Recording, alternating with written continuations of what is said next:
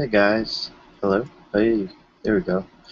Hey, it's Nick. Thanks for tuning into Long Island Wargaming, and I'm going to bring to you my almost finalized list. It'll be finalized once it's in the email and outgoing, but this is my list here for Crossroads. And this title is for Nick's CrossRoads list because if I can get the other guys to put up their lists, that'd be cool because I've got a nice little carload going up to Elmira, New York. I have John and Rich and Kyle going, so we've got Empire, Lizardman, and what else? And then we have Ryan joining us for shits and giggles. He's going to be designated beer boy. He will go back and forth between the room and the exhibition hall where we can, he can get drinks for us. But anyway. So I'm bringing a non-risky, I think that's the list I'm going for, with the minimal amount of Skaven bullshit, essentially. And I'll get into it after I go through it, but I got my Grace here, 4 board save, and a scroll. I'm running the Warlord, Bonebreaker, 5 board save, Augment Weapon, and Charmed Shield.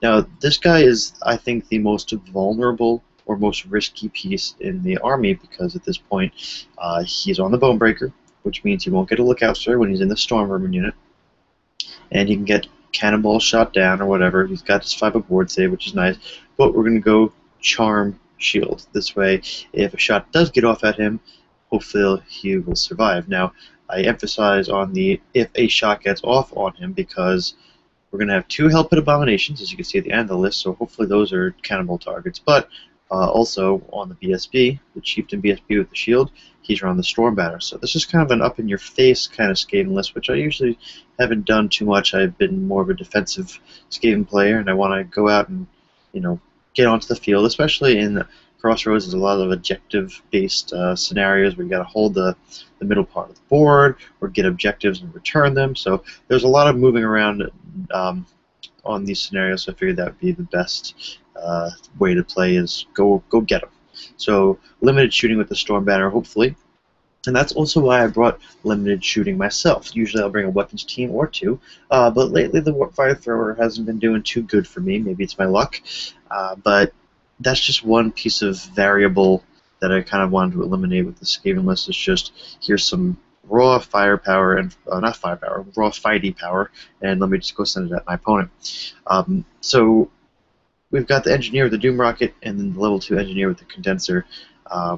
Condenser obviously is going to get me some extra warp lightning shots, so I can go ahead and clear off some of this fast cav, especially with the high elf meta right now.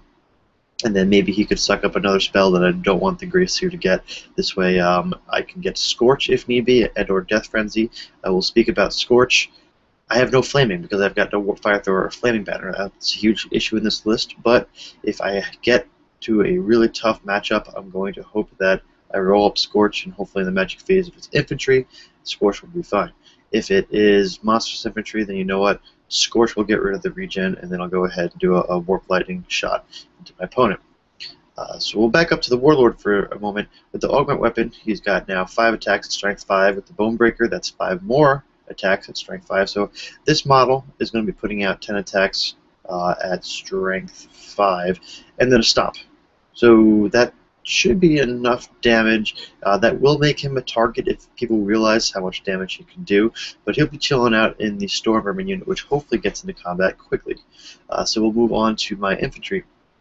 I got 50 slaves and 49 slaves. I had to cut out 1 slave due to the fact that I was over 2 points, but these both have musicians, so they're scoring units, because remember Crossroads has all these objectives, and you need a scoring unit, which is a unit that has at least 1 of the 3 commands, so either a musician, champ, or standard. So slaves can hold objectives, which is great. I can keep them on the back line and then turn 5 or 6, just march them forward, because some of the objectives, I know there's the one scenario, it's just whoever has the most bodies in range of the certain objective you gotta hold. So Skaven are good at having bodies on the field. So I have my slaves, I usually like them on my flanks, and then we move on to the Storm Vermin.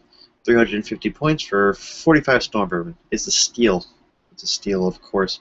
We've got the full command in there, and we're running the Razor Banner, which I'm excited about. I didn't do this last time. I'm going to do it now. So that's Armor Piercing, which we can go on back to the Warlord. Now that's 10 Strength 5 attacks with armor piercing. So hopefully that neg 3 armor will be useful if I have some high armored opponents. And based on the suggestion of you guys, especially Skaven and AZ, I went with the bunker. Cheap old bunker with the command.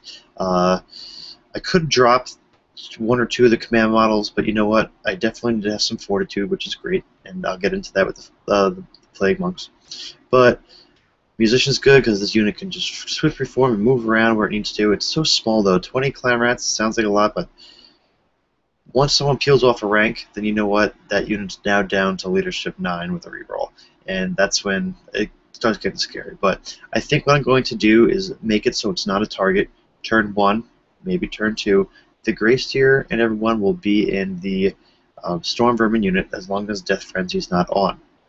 And then once it gets closer to combat time, they'll pop out because I also want them to be in range with their spells. If they have, let's say, Plague or not Cloud of Corruption, because the area of effect isn't that great when I have too much going on. But anyway, with Plague or Wither, you need that 12-inch or 18-inch range. So if the Grace Tier is in the Storm Vermin unit as it's moving up, I just got to make a quick decision about getting him back in the bunker when the time is right. I made a mistake in a game I haven't posted yet, so look for that battle report, where I made a charge when really I should have spent a turn retreating my heroes, my valuable heroes, into the bunker. But yeah, so that's good because that I didn't even count this yet. But let's see, I've got my general, which is going to be the warlord. That's kind of a risk, but you know what? The Grace here and the level 4 together, I don't feel like losing one model and losing both my caster and general, so I want to split it up. But anyway, got my general. I've got the BSB. I have Storm Vermin, Bunker, and Plague Monk. So that's 6 or 7 fortitude. I just sucked at counting, so sorry. But 1, 2, 3, 4, 5, 6.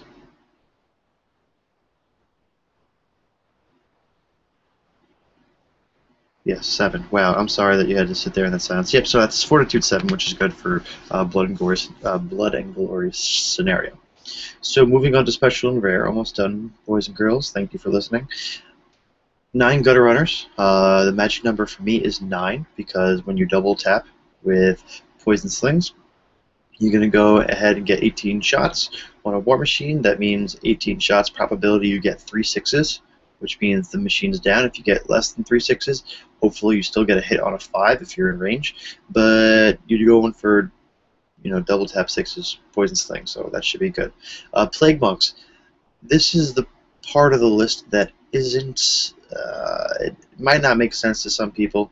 I'm running them in ranks of 5. I'm not doing a horde because obviously they'd get shot up or magicked and they would be better off in rank. But yes, it's good for fortitude, but the few games I've played, it seems like they don't belong. But it's actually really, really nice to have just another unit on the field that can just run up, toughness 4, get in the way. It's nice because when you're running just the Storm Vermin and the Slaves, it feels like, I don't know, it just adds some substance to the army, which I'm happy with. And they're not going to be there to do damage. I really don't think so. I think they're just there to be there, which someone might comment below, well, that's a terrible excuse. You should have a plan for them. I don't yet. I just have this 30-man unit down. I mean, I could have added more Storm Vermin, but then you know what? You're kind of doing that whole, I'm over mid-core, even though mid-core for Storm Vermin is good. Plus, they have a cap on points values for the units, but I was nowhere near it because 315 and an additional 70 points isn't going to, you know, get anywhere close to that 550 cap. But I think there is a 55-man cap, possibly for CrossRoads. But I got the Plague Batter on there, so they're running in. They'll do 21 attacks, reroll missed hits, reroll failed wound. So they'll be good for something. They can go into something that's a bit softer and keep them busy for a turn or two. And you know what? Look at the end here. 2 Hell Pit Abominations. You can't go wrong with this. You really, really can't. Now that CrossRoads is allowing 2 Hell Pits, and since Brawler's Bash allowed for whatever the fuck you wanted, I brought 2 Hell Pits this time because I got it put together and painted up, and it's nice. I know they've got a randomness to their chart, but I feel like most often than not, their chart, whatever you roll, is awesome. I mean, sometimes you get stuck and feed isn't really helping you, but you know what? Oh well. So you'll see this list in the next battle report as a practice game before the list is submitted, and then after these tweaks here that you see, I will go ahead and um, do a bunch of games with my friends before we head out.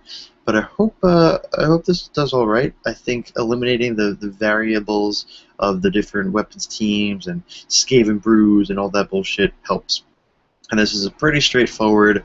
Storm banner goes down, everyone goes up forward, and let's go kill some shit. And this is something that has been brought to my attention is I don't support my random move stuff well enough, and I think that's where if I have infantry and the hell pits working together, it should be a bit more nastier. Um, Also, I could not fit a Doom Wheel or a Lightning Cannon here because of the CrossRoads restriction. I know someone's going to comment, drop the monks, get a Lightning Cannon or two. I can't. I could if I would, but that's just the way the CrossRoads restrictions work, and you know what? I'm going to deal with it. So anyway, I've been talking for a little while now. I'm going to end this broadcast. Ideas and comments below. Feel free. Don't try too hard because by the time this is up, the list will be submitted and it won't matter. But thanks for watching, guys, and I'll see you in the next video.